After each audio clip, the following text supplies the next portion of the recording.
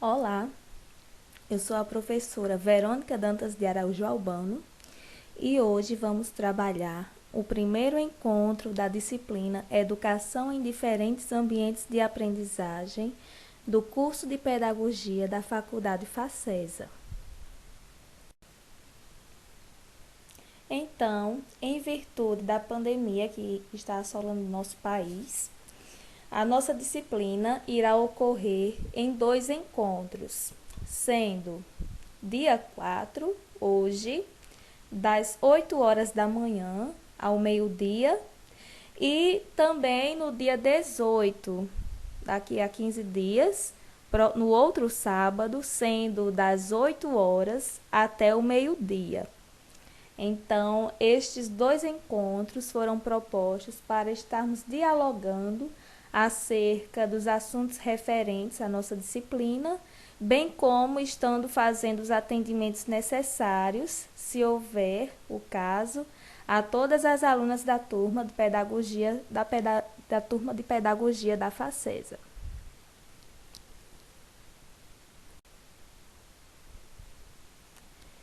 Então, agora iremos expor o programa da disciplina Educação em Diferentes Ambientes de Aprendizagem, onde vamos perceber muitos assuntos que já foram abordados durante o curso de pedagogia, mas vindo com uma roupagem diferente, onde esses assuntos vão poder permear vários aspectos educacionais, tanto os quais estão previstos na LDB, trazendo também a questão da BNCC presente, que é de suma importância também, muito rico para a nossa disciplina, está abordando como é que a BNCC vai se comportar nesses ambientes de aprendizagem.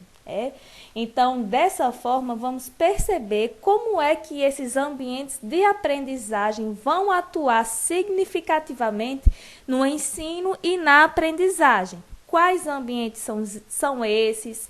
Toda a conceituação que há por trás da questão dos ambientes de aprendizagem, onde eles estão presentes, quais são as legislações que vão nortear esses ambientes de aprendizagem, certo?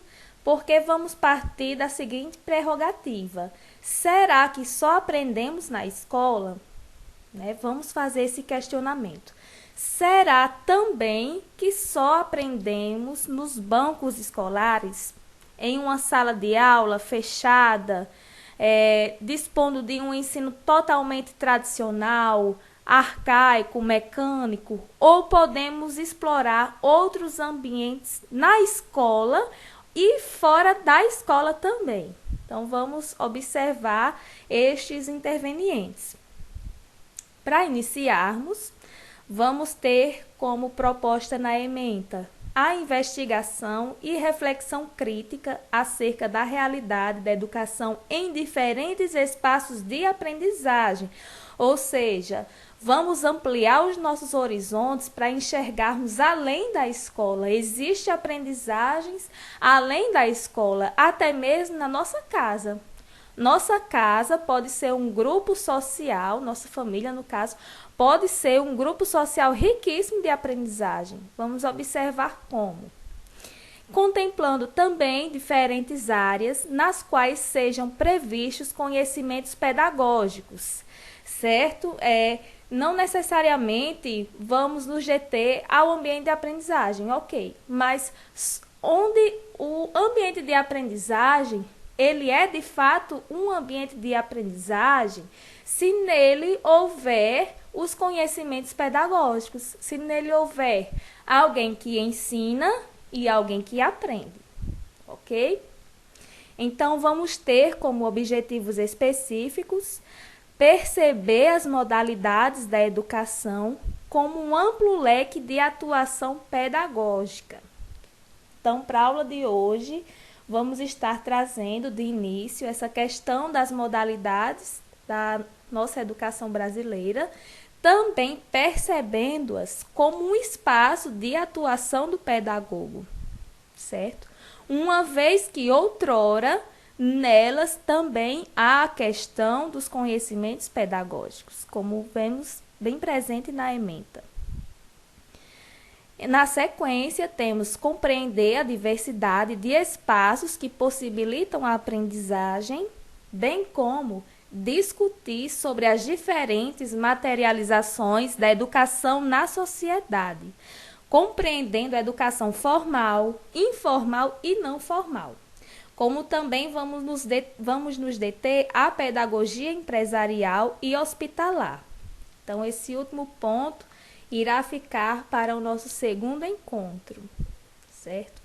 Nessa aula de hoje, vamos compreender os 2 primeiros pontos dos nossos objetivos específicos.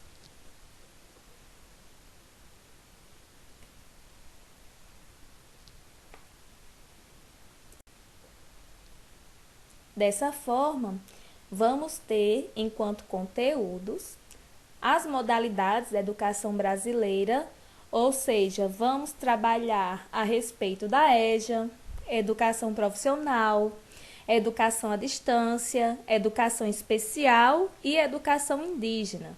Então, vale ressaltar, logo agora do início, a questão da educação indígena. Vamos pensar também na questão da educação para os quilombolas, para os ribeirinhos, ou seja, trazemos essa questão da educação indígena, mas é preciso percebermos que, de acordo com cada comunidade cultural, a educação ela vai estar se adequando. E esse passo dela estar se adequando, ela vai se transformar em uma modalidade, certo? Vamos ver também, na aula de hoje, os espaços externos à escola e, na aula seguinte, fazendo parte do programa da nossa disciplina, a educação formal, informal e não formal, onde elas se materializam, quais espaços, quais ambientes pedagógicos que as mesmas estão presentes. Então, vamos observar isso na próxima aula. Como também a pedagogia empresarial e a pedagogia hospitalar, que é uma outra vertente do ramo da pedagogia que devemos compreender melhor. Então, nesse sentido, vamos ter, enquanto metodologia, videoaula, fórum de discussão, leituras e atividades dirigidas, conforme a programação do dia disponibilizada no grupo do WhatsApp da turma, e iremos compreendendo o passo a passo de cada aula, certo? Mas, de antemão, a metodologia ela vai se resumir nesses passos. Sendo assim, temos uma avaliação, né? Mesmo sendo encontros constituídos de forma online, vamos estar sempre priorizando por esses pontos avaliativos, não é? Que vão se resumir na assiduidade nos encontros online, ou seja, a questão de assistir às aulas disponibilizadas, entre outras abordagens que vamos estar inserindo na nossa metodologia para o cumprimento desses 2 encontros, como também a questão do cumprimento das atividades orientadas. É de suma importância para que o andamento da nossa disciplina possa ocorrer de forma satisfatória. E aqui está a bibliografia básica e a bibliografia complementar, que é sugerida pela nossa faculdade para o andamento da nossa disciplina, tá bom? Então, depois, quem quiser se aprofundar em alguma dessas temáticas que fazem parte das temáticas inerentes à nossa disciplina, pode ficar à vontade depois para conferir esses materiais na internet ou até mesmo alguma resenha sobre que venha complementar os estudos da disciplina, alguma atividade mesmo dirigida que outrora possamos estar orientando. Para iniciar, vamos retomar como a educação está estruturada perante a LDB. Sabemos que temos um documento norteador, uma lei, na verdade, que rege todas as etapas da educação, brasileira, a constituição da carga horária, a questão de dias letivos, os planos de cargos e carreira do trabalhador da educação, toda essa série de questões que envolvem o funcionamento da educação básica estão previstos na Lei 9.394/96, que é a Lei de Diretrizes e Bases da Educação Nacional, certo? Então, isso a nível de Brasil, a nível nacional. Então, para iniciarmos no tocante à educação, é necessário revermos algumas questões relativas aos níveis e modalidades da educação brasileira, certo?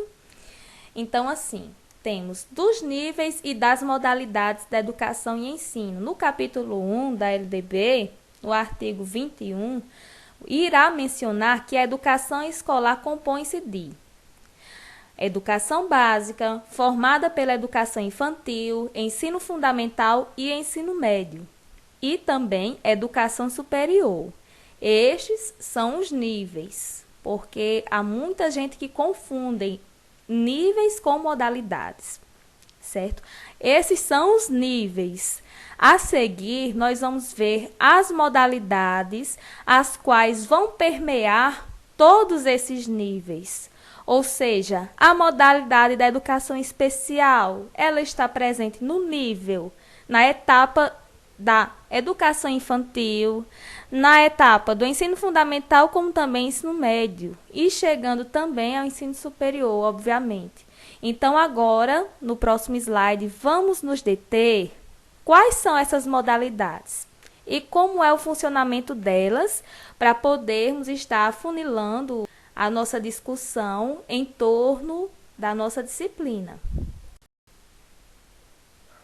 Bem, acabamos de ver no que se refere aos níveis da educação.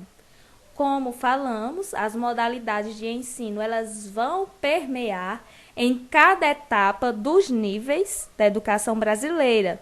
Ou seja, quais são essas modalidades? Como elas se revertem na educação básica? A primeira, a educação de jovens e adultos.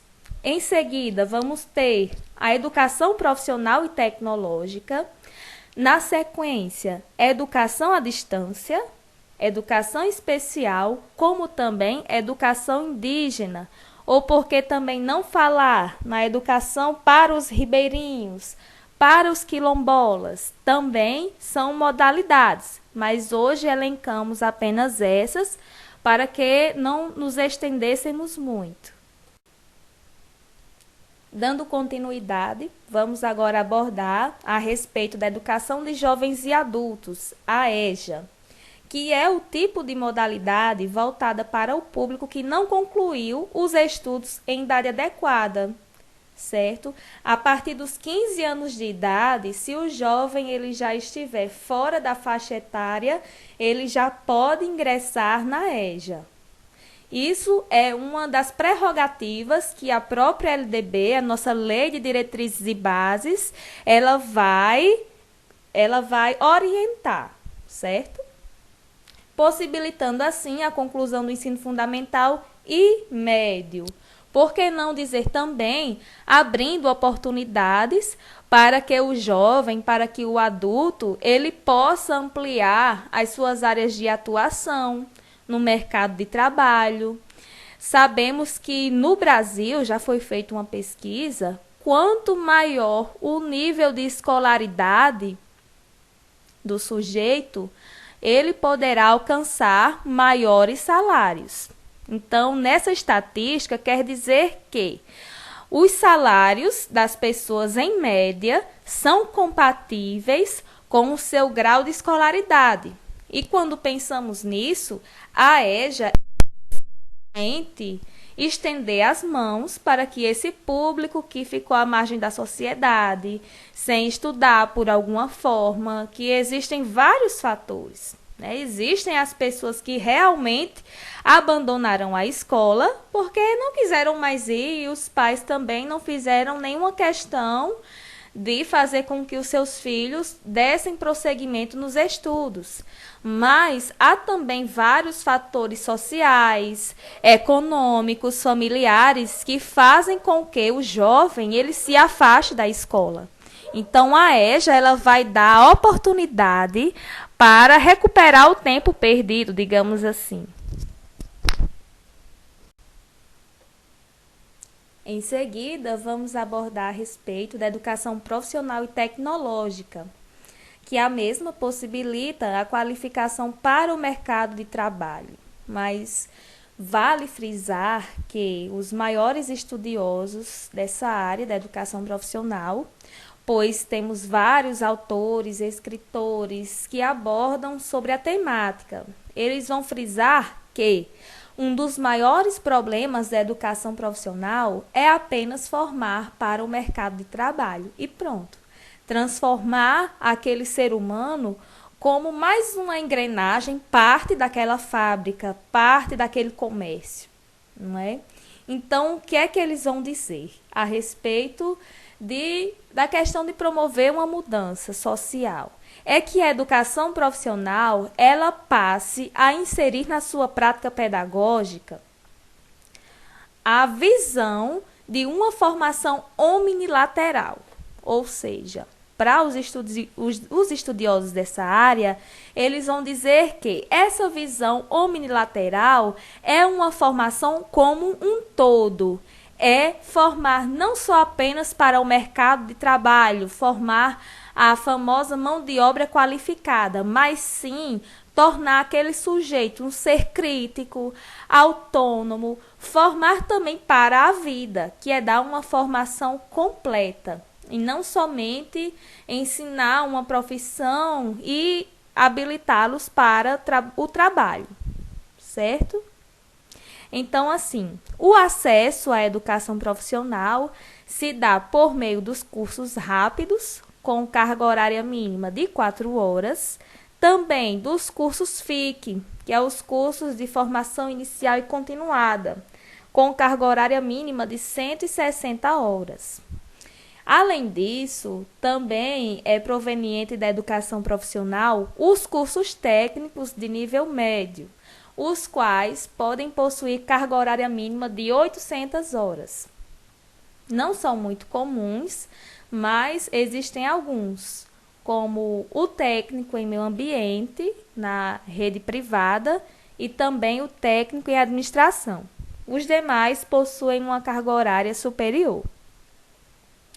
Então, assim, a questão dos cursos técnicos, eles podem se materializar de duas formas. Na modalidade subsequente, para quem já concluiu o ensino médio, ou concomitante, o qual é cursado o ensino médio e, ao mesmo tempo, a qualificação profissional, como é o caso da oferta dos institutos federais e algumas escolas estaduais.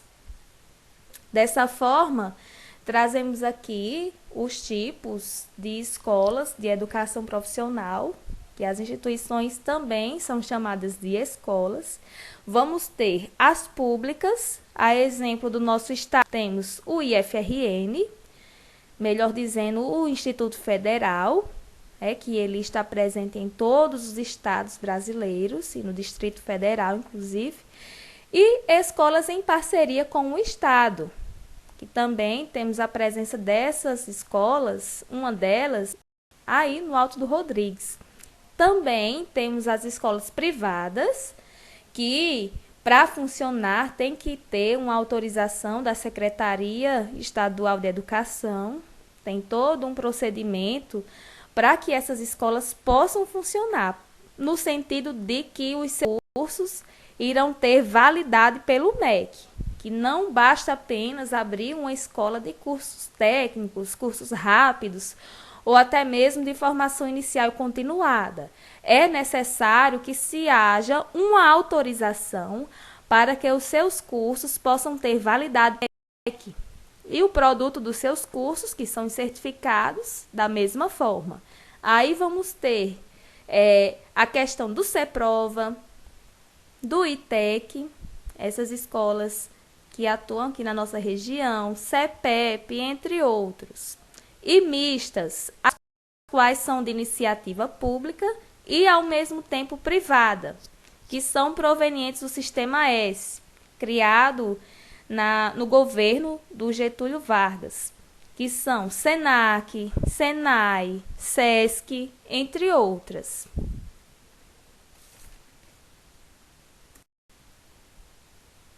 Bem, agora vamos tratar da educação à distância, modalidade esta a qual estamos vivenciando nesse exato momento, onde não podemos nos encontrar presencialmente, não é?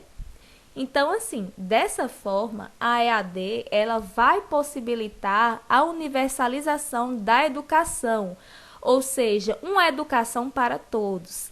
Sabemos que temos alguns contrapontos, como a questão ainda que nem todos no Brasil possuem conexão com a internet, como também nem todos possuem equipamentos que fazem a conexão com a internet, tais como tablet, celular, computador, notebook, entre outros, que vão possibilitar a interação com este tipo de educação.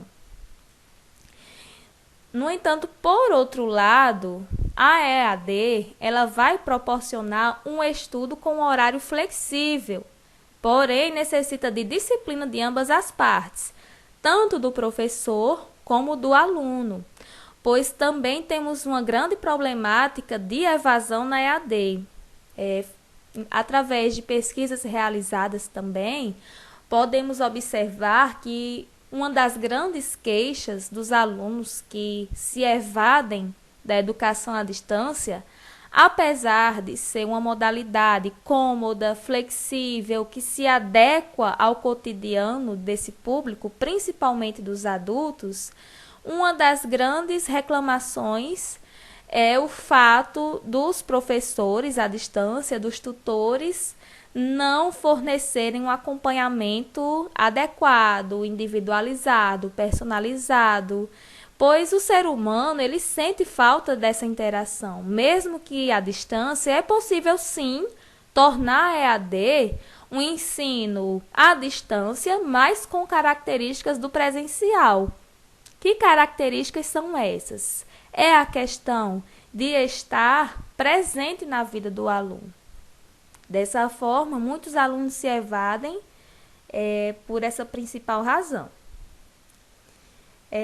Também, outro ponto relevante que podemos destacar é que, além dela estar presente na LDB, um decreto publicado em 2017 atualizou e regulamentou a EAD no país.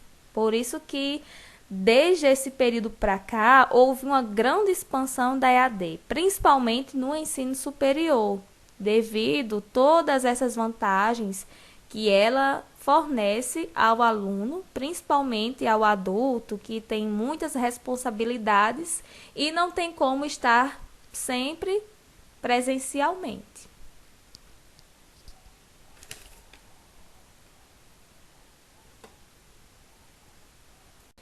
Chegamos agora à educação especial, que irá garantir a inclusão de pessoas com necessidades educacionais especiais no sistema educacional, fornecendo assim recursos e serviços educacionais para sua permanência e aprendizagem. Nesse sentido, vale ressaltar que há alguma diferença entre a educação especial e a educação inclusiva. É importante destacar que a educação inclusiva, ela é para inserir na escola, em qualquer ambiente educacional, pessoas que estão segregadas à margem da sociedade. Então, o conceito de educação inclusiva não está exclusivamente para a educação especial. Ela está na educação especial, como também ela está na EJA, na questão de incluir pessoas que estão fora da faixa etária, que não concluíram seus estudos em idade adequada. Ela está para a questão dos trans, das lésbicas, de todo o público LGBT, que também, de certa forma, estão à margem da sociedade, ainda são vistos com preconceito, dos pobres, dos negros, a questão racial. Então, a educação inclusiva, ela vem para abarcar todo esse público.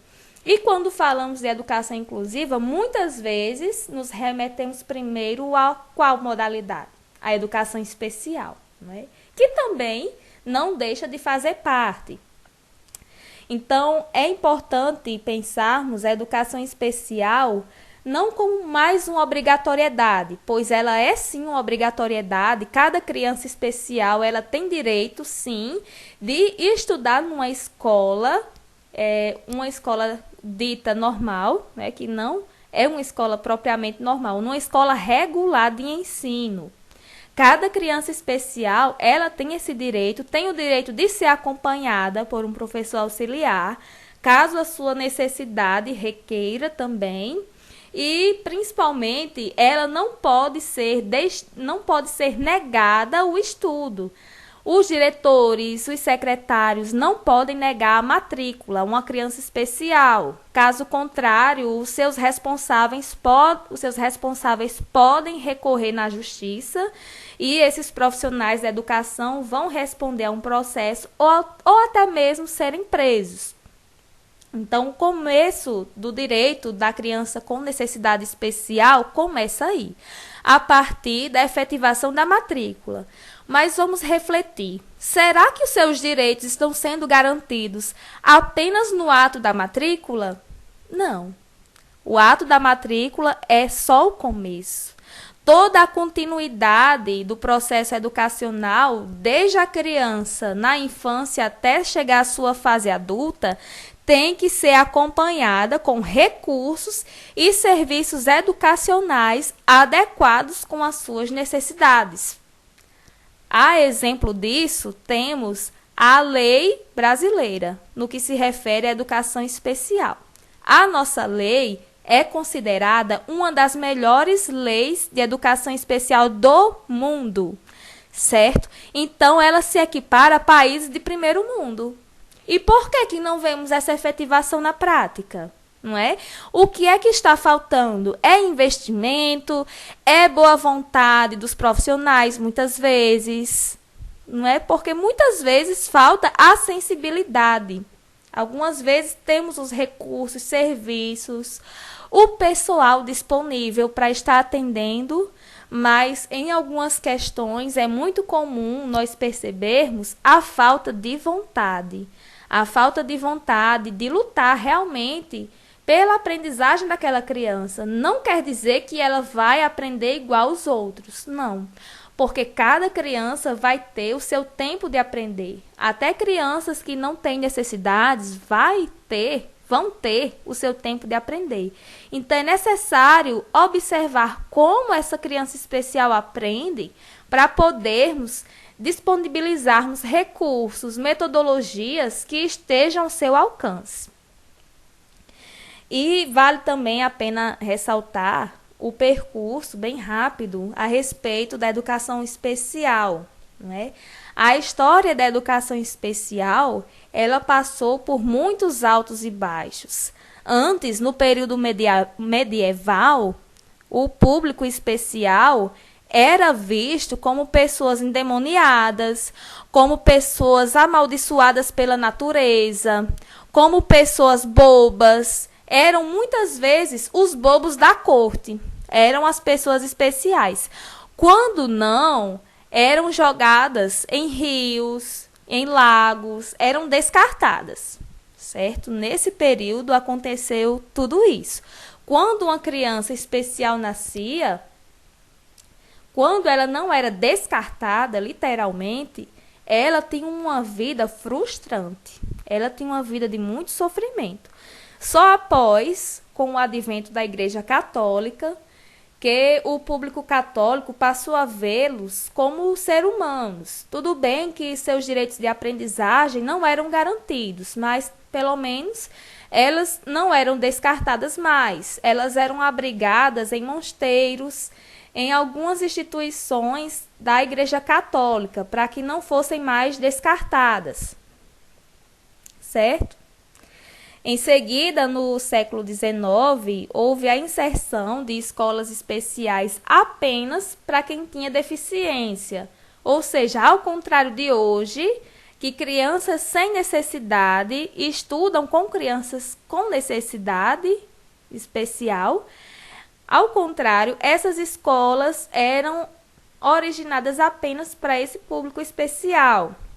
Temos um exemplo bem claro no nosso século XXI ainda, a APAE, que faz um trabalho excelente, sem dúvidas, mas ainda nesse modelo do século XIX, que reúne apenas as crianças especiais. Não é uma crítica, mas apenas para a gente fazer essa relação. Já no século XX, vamos ter aos poucos a inserção das crianças especiais, inicialmente nos países da Europa, certo? Então, é bem comum vermos na história os especiais serem inseridos aos poucos no século XX. E no século XXI, temos toda uma política de educação especial a qual vemos no nosso cotidiano.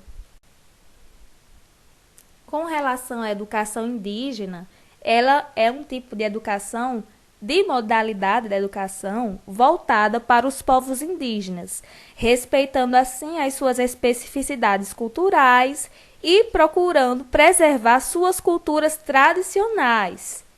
Nesse ponto, destacamos a visão de que o Brasil ele tem realmente uma dívida cultural muito grande com esse povo. Sabemos que desde o descobrimento do nosso país, que esse público sofreu bastante, foram dizimados, foram manipulados, foram utilizados como mercadoria, igualmente como os negros que chegaram logo após. Então, dessa forma, o nosso país tem uma dívida cultural gigantesca com os índios, e fornecer uma modalidade de ensino adequada com a sua cultura e tradição é o de menos, certo? Porque não é válido trabalharmos com esse público conforme os jesuítas. Quando os portugueses vieram para o Brasil, os jesuítas trabalharam um tipo de educação com eles que estavam catequizando, mas ao mesmo tempo estavam incutindo neles uma cultura que não era deles, uma religião que não era pertencente a eles. Então, dessa forma, é necessário repensarmos sempre essa modalidade. E no norte do país, onde há uma concentração maior dos índios, é comum vermos as escolas indígenas, que é um trabalho fantástico. Agora, vamos observar os espaços externos à escola.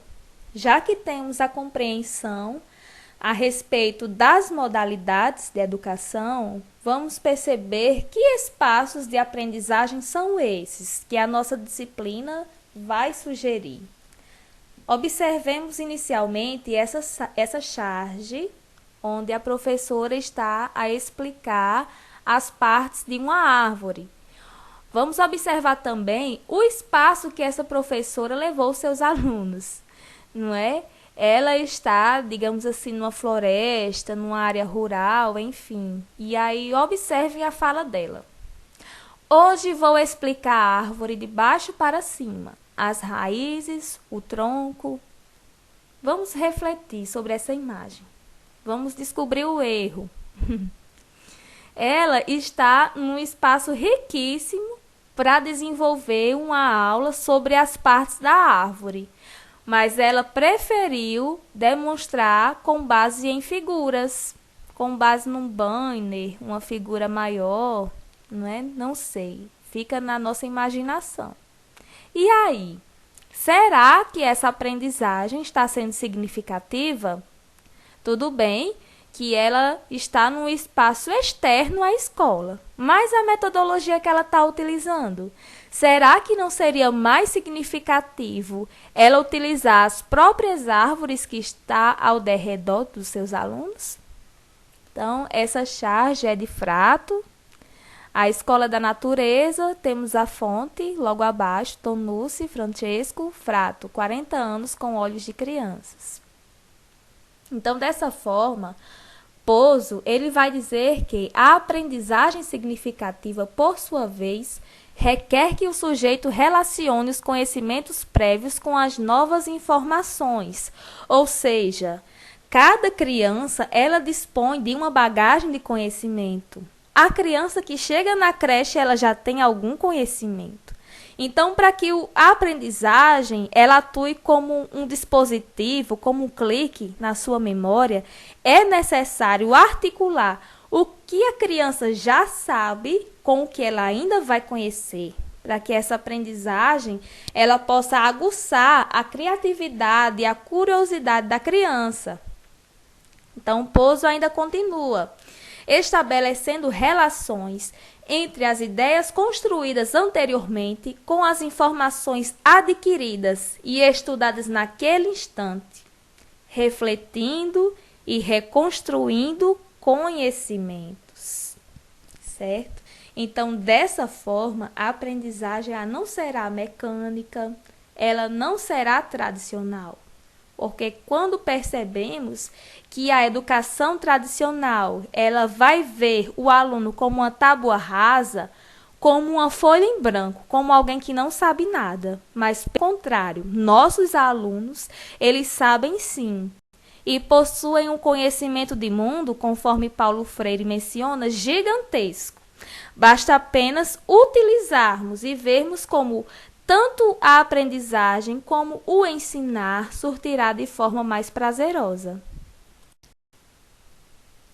Dessa forma, as atividades propostas, sejam elas na sala de aula ou em outros espaços externos à sala de aula, ou até mesmo externos à escola, como a própria aula de campo, que é outro tipo de metodologia, é outro tipo de ambiente de aprendizagem riquíssimo, precisam tornar-se significativas para as crianças.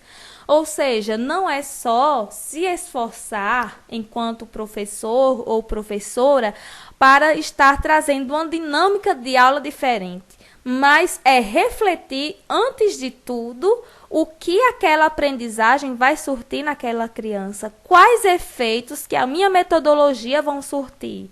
Será que serão efeitos significativos? Se não, vale a pena rever o seu planejamento e estar reconstituindo algumas partes que não estão coerentes com a aprendizagem significativa. Temos um autor muito conhecido no campo da aprendizagem significativa, que é o Ausubel, que ele vai trazer essa abordagem da aprendizagem significativa há bastante tempo. Já no século XX, ele já pregava a aprendizagem significativa, que devemos estar promovendo estratégias que aguçem a curiosidade das crianças, estabelecendo desafios alcançáveis. É importante frisar os desafios alcançáveis. Não está trazendo atividades nem fáceis demais e nem difíceis demais. Trabalhar com a realidade do aluno é super importante nesse ponto, evitando assim um ensino e aprendizagem mecânica, tradicional. E, de acordo com as neurociências, é preciso que o cérebro se emocione para aprender. Como é que o nosso cérebro se emociona para aprender? É muitas vezes diante de algo chamativo, diante de algo que prenda a nossa atenção, ou diante de algo monótono, que não vai ter nenhum interesse para mim, que não vai acrescentar em nada na minha vida. Vamos repensar. Nova cultura de aprendizagem, a construção do conhecimento. Então, esse ponto, vamos observar que estamos imersos na era da informação, ou então na sociedade do conhecimento. E o que isso quer dizer? Que por meio das tecnologias é possível tanto acessarmos entretenimento, diversão, quanto a aprendizagem. Então, um outro ambiente de aprendizagem muito significativo é as novas tecnologias da informação e da comunicação presente na educação. É o aluno que leva o celular para a escola, mas que temos que tomar o celular porque vai atrapalhar a aula. Será que não dá para trabalharmos com essa realidade tecnológica? Porque se Paulo Freire há muito tempo atrás falou que temos que trabalhar com a realidade do aluno e a realidade da tecnologia, vamos deixar de lado por quê? Então, é válido o processo de refletir por que as tecnologias devem ser inseridas na educação. Se temos que trabalhar com a realidade do aluno, com a realidade do nosso público, vamos ver quais são as tecnologias que temos disponíveis, que a escola nos disponibiliza, desde um data show, uma TV, o próprio WhatsApp. É válido demais para estarmos inserindo nas nossas aulas e para dar aquela aguçada no conhecimento por parte do aluno. Não é só acessar as tecnologias por acessar também. É importante destacarmos aqui, mas que as tecnologias venham ser mais um recurso para trabalharmos os nossos conteúdos. Porque muitas pessoas têm a visão distorcida de que é apenas utilizar um data show, é apenas utilizar uma TV, mas não, vai muito mais além disso. É trazer o recurso tecnológico para promover a aprendizagem e de acordo com a nossa realidade. Então, isso vai variar de cidade para cidade, de comunidade para comunidade, enfim, de região para região. Mas é perceber quais são os meios tecnológicos que os nossos alunos estão vivenciando, estão manuseando e assim trazermos eles para a escola. Dessa forma, as escolas investem em alguns espaços de uso compartilhado que congregam recursos específicos, como laboratórios de informática ou de ciências, bem comum nas escolas particulares, biblioteca, espaço adequado para práticas esportivas, como, por exemplo, a questão da quadra. Dessa forma, esses espaços, eles são espaços que podem também promover a aprendizagem. Pois ficar horas sentados em uma cadeira não é estimulante nem para um adulto, sequer para uma criança, não é verdade? Então, temos que aproveitar esses espaços, tanto internos, é possível sim fazer uma boa aula na sua sala de aula, concordo plenamente, mas também precisamos observar os espaços externos, para então explorá-los para proporcionar experiências educacionais satisfatórias e, principalmente, ocupar esses espaços pensando no bem-estar dos alunos. Pois vejamos, é marcado uma aula na quadra, mas choveu, ou a quadra não é coberta e estamos levando os alunos para a quadra num horário muito quente. Quer dizer, estamos sim nos valendo dos recursos que a escola nos oferece em termos de espaços externos, mas não estamos pensando no bem-estar das crianças. Bem-estar, dessa forma, tem que ser em primeiro lugar. É necessário pensarmos todas essas questões climáticas, do barulho, se naquele momento há algum barulho que vai atrapalhar a minha aula, se de repente há alguma reforma e há materiais por ali perto que as crianças podem se machucar, se há a presença de insetos peçonhentos. Então, tudo isso é necessário se colocar em pauta, pois, do contrário, é necessário nem haver aquela aula, nem aproveitar aquele espaço, porque vai acontecer algum imprevisto e não vai ser interessante para a aula. E após toda essa discussão sobre modalidades da educação, sobre também os espaços de aprendizagem, é necessário nos determos para a BNCC. Pois não adianta planejarmos uma aula bacana que vai explorar todas as potencialidades que a nossa instituição educativa vai nos fornecer sem nos preocuparmos com a BNCC. Os estudos a respeito da BNCC iniciaram no nosso estado desde o ano passado, desde 2019, e ela vai trazer a questão de permear todos os níveis e modalidades da educação, trazendo atualizações necessárias ao contexto educativo, onde os professores não podem ficar de fora. Se outras profissões elas se atualizam, um médico hoje ele não opera da mesma forma que ele operava há 20 anos atrás, que ele fazia uma cirurgia há 20 anos atrás. Por que que eu, professor, tenho que exercer uma prática pedagógica da mesma forma que eu exercia há 20, há 10, há 5 anos atrás? Se a sociedade muda, a educação também tem a obrigação de acompanhar as mudanças da sociedade. E isso aí está presente na BNCC. Ela vai trazer atualizações necessárias a serem incorporadas na nossa prática pedagógica. Não é algo surreal, não é algo de outro mundo, melhor dizendo, mas são conhecimentos que são de suma importância para o que o professor ele venha agregar. Então, nossas referências enquanto Estado do Rio Grande do Norte estão presentes no documento curricular do RN, o qual contempla todas as etapas da educação básica. Dessa forma, vale a pena também trazermos para a nossa discussão que, apesar das alterações, o documento não propõe uma ruptura com os PCNs. Muita gente imagina que vamos abolir os PCNs de vez. Também não é bem assim. No entanto, que no momento vamos nos reportar à BNCC, pois ela vai trazer uma nova roupagem aos PCNs.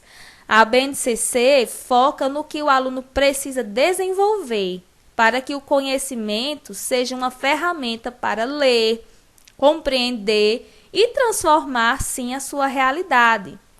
Ela vai trazer também a questão da reorganização dos conteúdos, pois antes os conteúdos eram relacionados só ao que os livros estavam ditando, mas ela vai trazer a reorganização do conteúdo vivo, ou seja, o conteúdo presente no seu dia a dia, sugestões de atividades e sugestões também de elaborar atividades onde o aluno ele possa ter contato com o conteúdo.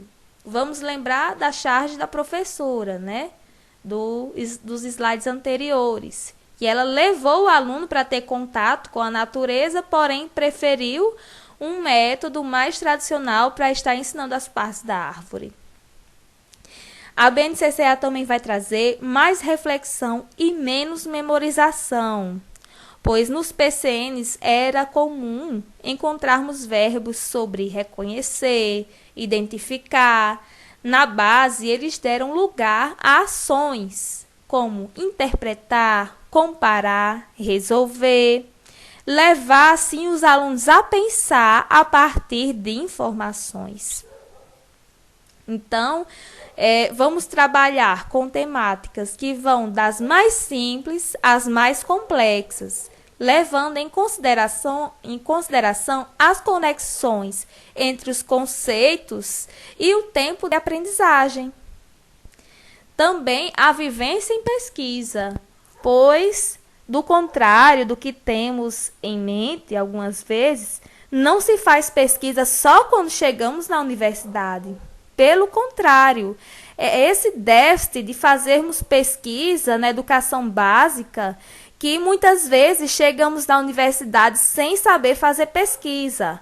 Então, a BNCC ela vai promover esse maior contato com a vivência em pesquisa. Ela deixa evidente as necessidades de se aprender, simulando pesquisa e passando pelas etapas de investigação, coleta e análise dos dados. Como também a tecnologia, ela está bem presente na BNCC. Um incentivo ao uso da tecnologia na realidade educativa.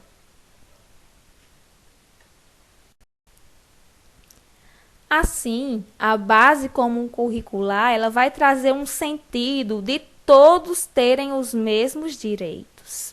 Ela vai unificar os direitos de aprendizagem, de acordo também com a regionalidade. Por isso que ela foi pensada a nível de Brasil, a nível nacional, como também a nível local, estando incorporada ao documento curricular dos estados. A nossa referência, no caso, como foi exposto anteriormente, é o documento curricular do RN. Ou seja, todos devem ter os mesmos direitos de aprendizagem, porém de uma forma personalizada, de acordo com as características da sua região, para que assim as competências e habilidades básicas possam ser desenvolvidas, utilizando também estratégias diferenciadas, respeitando as particularidades de todos, a autonomia, também incentivando a que os alunos eles venham alcançar novos patamares de aprendizagem, adequando sempre os conteúdos com as vivências e habilidades daqueles alunos para que eles também possam avançar, sempre pensando no sentido de avançar e enxergando eles também como seres críticos, autônomos, capazes de promover a sua autoaprendizagem. Assim, quando pensamos em ambientes de aprendizagem, onde a educação ela vai se estabelecer e também a respeito, principalmente, dos direitos de aprendizagem que a BNCC ela vem deixar clara de que é necessário estabelecermos os mesmos direitos, vamos ter os princípios de igualdade versus o de equidade. E nessa ilustração podemos perceber que o princípio de igualdade é estabelecer, fornecer as mesmas estratégias para cada um. Então, vemos que temos os bonequinhos de tamanhos diferentes. Esses tamanhos podemos interpretar como sendo a capacidade cognitiva de cada um, por exemplo. Então, estamos estabelecendo para cada sujeito, nesse ponto da igualdade, as mesmas estratégias, as mesmas características, os mesmos direitos, melhor dizendo. Já no princípio de equidade, vamos dar direitos de acordo com a capacidade cognitiva de cada ser, de cada sujeito. Então, vamos perceber qual o princípio que vamos incorporar nesses ambientes de aprendizagem. O princípio de igualdade, que estabelece os mesmos direitos independente das características do meu público, ou o princípio de equidade, onde vamos estabelecer esse princípio fornecendo direitos de forma individualizada e, dessa forma, vamos poder proporcionar melhores experiências de aprendizagem. Vamos refletir sobre. Logo, vamos observar temas que a BNCC destaca como relevantes para a sociedade, se configurando assim em direitos de aprendizagem que vão servir para a vida. Podemos perceber também que em cada item desse, em cada ponto desse, vamos observar onde a educação está presente. E melhor do que isso, os ambientes de aprendizagem que ela está intrínseca. Educação em direitos humanos, diversidade cultural, educação das relações étnicas, raciais e ensino de história, cultura afro-brasileira, africana e indígena. Esse ponto ele é crucial, pois ele está presente na LDB e é para que ensinamos nas escolas a história dos negros, a história indígena, trabalhando a questão do preconceito, relações étnico-raciais, para que, de certa forma, possamos pagar uma parte dessa parcela da dívida que temos com esse público. Uma dívida cultural, histórica. Educação ambiental, direitos da criança e do adolescente, educação para o trânsito, educação alimentar e nutricional, processo de envelhecimento, respeito e valorização do idoso, saúde, vida familiar e social, educação para o consumo, educação financeira e fiscal, trabalho, ciência e tecnologia, entre tantos outros temas da nossa sociedade atual, que é de suma importância trabalharmos na escola, fora da escola, nos espaços externos da escola. E todos esses temas vão se constituir em novos ambientes de aprendizagem.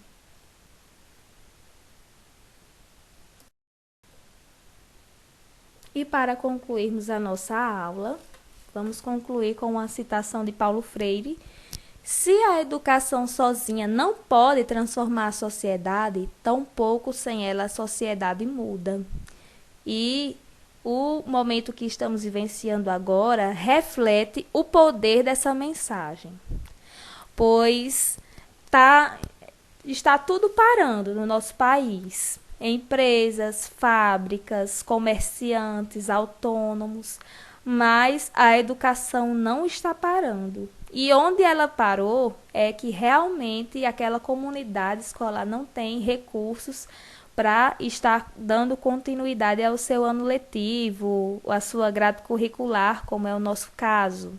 A educação ela é tão poderosa, ela sim é a arma poderosa que devemos utilizar para lutarmos contra os nossos leões diários. Então, essa frase ela é muito contemporânea, ela é atual, ela é pertencente ao nosso contexto, que a educação está vivendo no momento. Tudo está parando, mas a educação ela não pode parar, porque a educação ela é o princípio de tudo. Então, vamos encerrar a nossa videoaula por aqui, e as demais orientações da programação da nossa aula de hoje estarão disponíveis no WhatsApp, e até o meio-dia estaremos disponíveis para sanarmos possíveis dúvidas com relação às atividades ou até mesmo com relação a algum conteúdo hoje ministrado. Então, tenham um bom dia e que Deus abençoe a todas.